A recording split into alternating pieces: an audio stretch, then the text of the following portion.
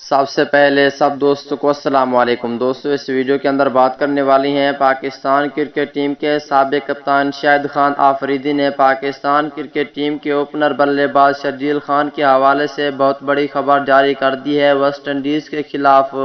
Pakistan cricket team کے opener بلے باز شرجیل خان کھیلیں گے یا نہیں کھیلیں گے، اس حوالے سے پاکستان کرکٹ ٹیم کے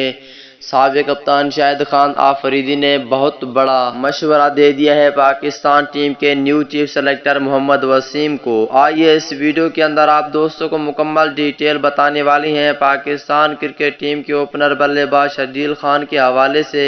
کہ پاکستان ٹیم کے سابق کپتان شاہد خان آفریدی نے کون سا مشورہ دیا ہے محمد وسیم یعنی چیف سلیکٹر کو۔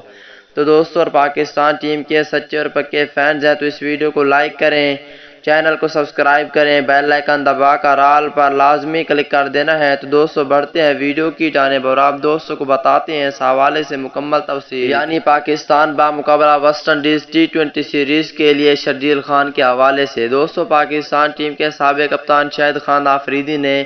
بہت بڑا مشورہ دیا کہ یہ 3-4 دن باقی ہیں سیریز میں، تو کوشش کریں کہ پاکستان ٹیم کے اوپنر بلے باز شرجیل خان کو زیادہ سے زیادہ توجہ کریں اور اس کی پرفارم پر توجہ دے کر